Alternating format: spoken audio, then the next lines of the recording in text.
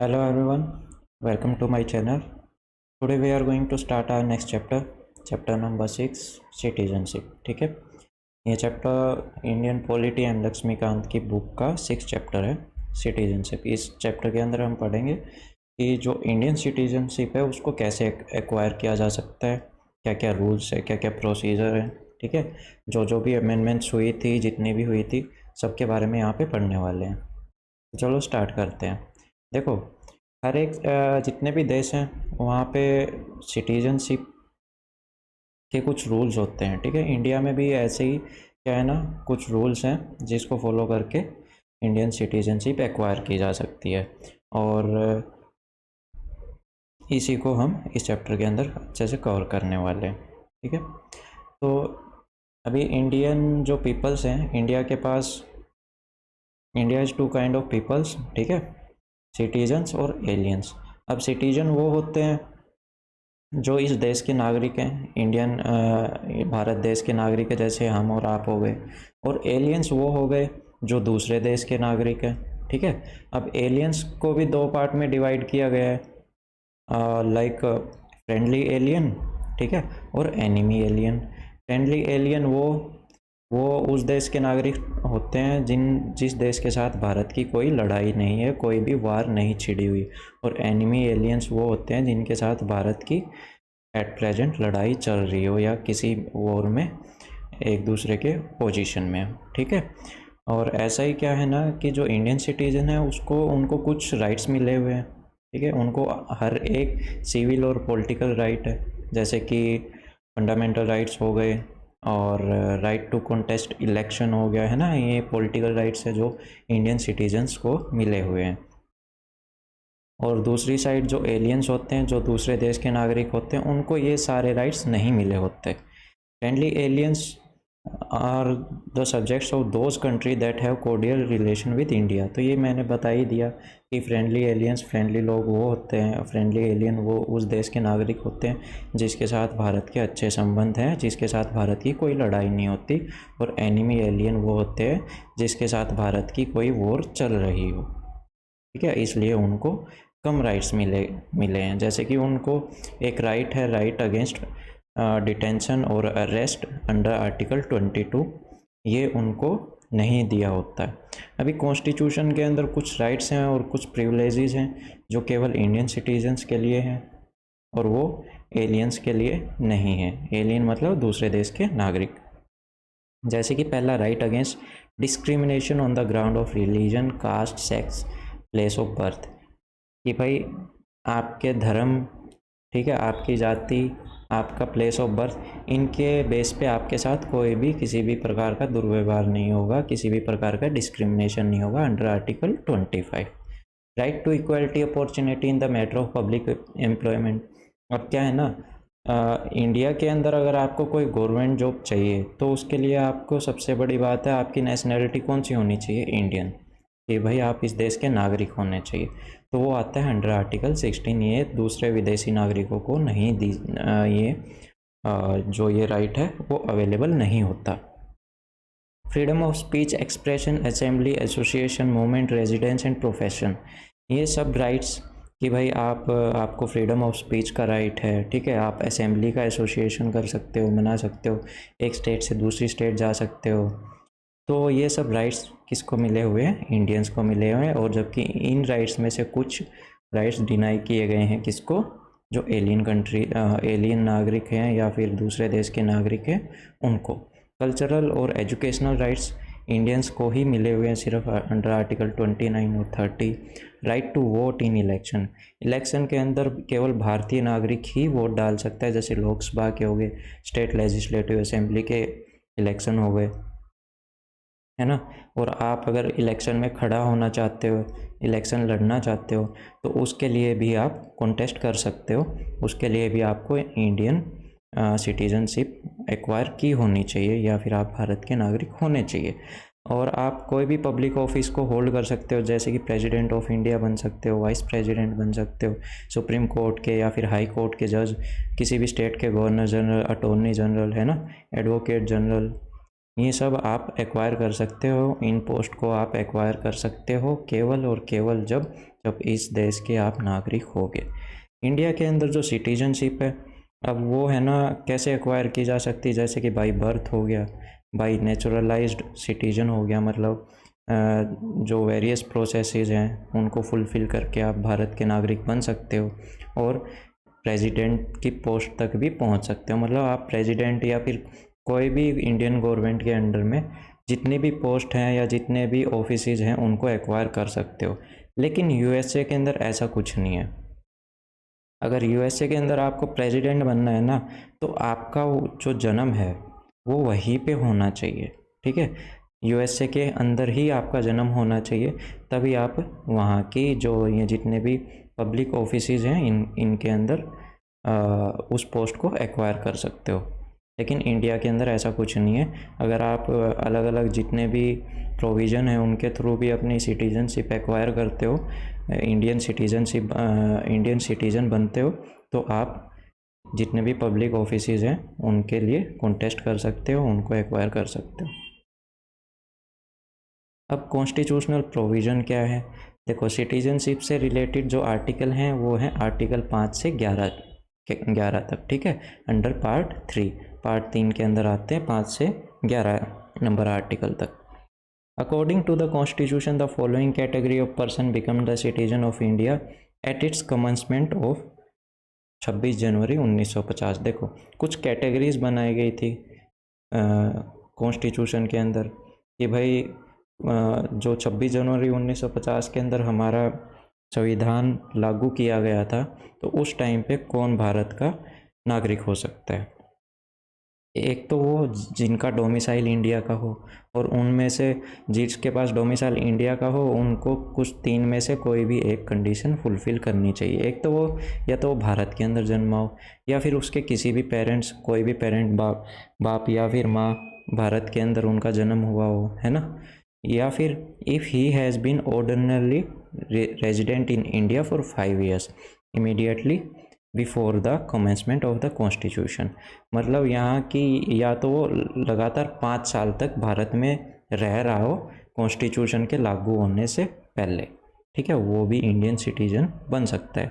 कि भाई जैसे कि 26 जनवरी 1950 को हमारा कॉन्स्टिट्यूशन लागू हो गया था, तो इससे पहले लगातार 5 साल तक इंडिया के अंदर रह रहा हो, उसको इंडियन सिटीजनशिप मिल जाएगी। अब ये है दूसरा कि भाई जो भी पर्सन इंडिया में माइग्रेट हुए, कहाँ से, पाकिस्तान से, वो भी इंडियन सिटीज़न बन सकते हैं। लेकिन उनके लिए भी कुछ कंडीशन है कि भाई कुछ कंडीशन है, उनमें से अगर वो एक को फुलफ़िल कर देते तो इंडियन सिटीज़न बन जाएंगे, है ना। कि देखो यहाँ पे लिखा हुआ है, a person who migrated to India from Pakistan, कि भाई इंडिया में आया पाकिस्तान से माइग्रेट होके, वो इंडियन सिटीज़न बन सकता है अगर उसके पेरेंट्स या फिर उसके ग्रैंड पेरेंट्स, कि भाई दादा दादी में से कोई भी बॉर्न हुआ हो, उनका जन्म हुआ हो अनडिवाइडेड इंडिया के अंदर। मतलब जब भारत और पाकिस्तान एक था ना, अगर उसमें से उनके उस बच्चे के कोई भी माँ बाप या फिर दादा दादी का अगर जन्म हुआ हो, तो वो इंडियन सिटीजनशिप एक्वायर कर सकता है, भारत का नागरिक बन सकता है। लेकिन उसके लिए भी कुछ कंडीशन है, जिनमें से एक को कम से कम वो फुलफ़िल करे, ठीक है। कि पहली तो ये, इन केस अगर वो जुलाई 1948 से पहले भारत के अंदर माइग्रेट हो गया था, आ गया था, तो फिर तो वो उसी दिन से क्या था ना, भारत का सिटीज़न बन गया था, ठीक है, अगर वो तब से यहाँ पे रह रहा है। दूसरा, अगर वो जुलाई 1948 के बाद भारत में आया, तो यहाँ पे इस टाइम पे क्या था ना, जुलाई 1948 से पहले कि भारत और पाकिस्तान देखो अलग अलग हो रखे थे, और उस टाइम पे काफ़ी लोग इधर से उधर माइग्रेट भी कर रहे थे, काफ़ी लोग रेफ्यूजी की तरह भी रह रहे थे कि बीच विचाले, मतलब कि ना तो इधर जाने का सोच पा रहे थे ना इधर जाने का, है ना। तो वो डिसाइड कर रहे थे। अगर उस टाइम पे कोई भी भारत में आ गया तो भारत का नागरिक हो गया था, पाकिस्तान में गया तो वहाँ का नागरिक हो गया था। लेकिन 1948 जुलाई 19 को कुछ ये कुछ रूल्स तय किए गए थे कि अगर भारत का नागरिक होना है तो कुछ रिक्वायरमेंट लागू की गई थी, तभी अगर वो उनको फुलफ़िल करते थे तभी यहाँ की सिटीजनशिप मिलती थी। तो क्या होना स्टार्ट हो गया ना, जुलाई 1948 के बाद में इनको कोई डॉक्यूमेंट दिया जाने लग गया है, ठीक है, कि मतलब किसी भी प्रकार का कोई डॉक्यूमेंट कि हाँ भाई ये आपका डॉक्यूमेंट है, ये आपका नाम है और इस दिन से आप इंडिया के अंदर एंटर हो चुके हो, ठीक है। और उस दिन से लगातार उनको 6 महीने तक भारत में रहना पड़ेगा, उसके बाद ही वो आगे रजिस्ट्रेशन करवा सकते हैं, एप्लीकेशन फिल कर सकते हैं रजिस्ट्रेशन की एज ए इंडियन सिटीजन कि भाई मेरे को अब सिटीजनशिप चाहिए। कम से कम 6 महीने उनको इंडिया के अंदर रहना पड़ेगा, तभी वो रजिस्ट्रेशन के लिए एप्लीकेशन डाल सकते थे। ये एक उनके लिए कंडीशन रखी गई थी। तीसरा बात करते a person who migrated to Pakistan. कोई भी पर्सन है वो इंडिया से पहले गया पाकिस्तान में, ठीक है। कब? मार्च 1 1947 से के बाद में, मार्च 1 1947 के बाद में कोई भी एक्स पर्सन गया पाकिस्तान में, लेकिन वो फिर बाद में वापस इंडिया में आ गया, ठीक है। वहाँ पे वो उसका नई सेटिंग बैठी तो वो वापस आ गया, वो भी इंडियन सिटीजन बन सकता है, ठीक है। लेकिन उसके लिए भी ये वाला रूल लागू है कि भाई यहाँ पे आएगा, उसको 6 महीने के लिए लगातार रहना पड़ेगा, उसी के बाद वो एप्लीकेशन डाल सकता है इंडियन सिटीजनशिप की रजिस्ट्रेशन के लिए, ठीक है ना। अब बात करते हैं 4 नंबर पॉइंट की। ए पर्सन, कोई भी एक्स इंसान, अगर उसके पेरेंट्स या फिर उसके दादा दादी, ठीक है, भारत के अंदर अनडिवाइडेड भारत के अंदर, जब भारत बटा नहीं था उसके अंदर अगर उनका जन्म हुआ है और वो उस टाइम पे भारत से बाहर रह रहे हों, ठीक है ना, कि भाई जब भारत और पाकिस्तान अलग हुआ था ना, जब या तो इस बच्चे के पेरेंट्स या इसके दादा दादी, ये पूरी फैमिली मान लो देश से बाहर रह रही थी कि भाई इनके पास पैसा बहुत था, बहुत अमीर लोग थे, विदेश में रह रहे थे, और पीछे से हो गया भारत और पाकिस्तान अलग अलग, ठीक है ना। तो ये भी क्या है ना, इंडियन सिटीजन बन सकते हैं। कैसे?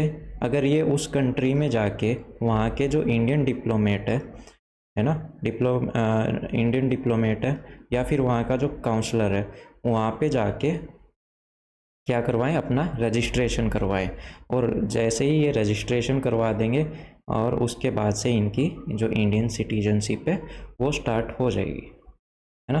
अब बात करते हैं कि और ये प्रोविज़न किसको कवर करता है? जो इंडियंस विदेशों के अंदर रहते, overseas Indians who may want to acquire Indian citizen, अगर वो भी इंडियन सिटीजनशिप एक्वायर करना चाहते हैं तो। अब यहाँ पे कुछ कॉन्स्टिट्यूशनल प्रोविज़न है कि भाई सिटीजनशिप एक्वायर करने के लिए या फिर सिटीजनशिप से रिलेटेड, तो उनके बारे में थोड़ा सा देख लेते हैं। No person shall be a citizen of India और deem to be the citizen of India if he has voluntarily, ठीक है, voluntary acquired the citizenship of any foreign state. यहाँ पे क्या कहा गया? कोई भी भारतीय नागरिक अगर वो भारतीय नागरिकता को छोड़ के किसी दूसरे देश की सिटीजनशिप को एक्वायर कर लेता है तो उसकी जो भारत की जो नागरिकता है वो ख़त्म हो जाएगी under article 9। Every person who is or deemed to be the citizen of India shall continue to such a citizen subject to the provisions of any law made by parliament।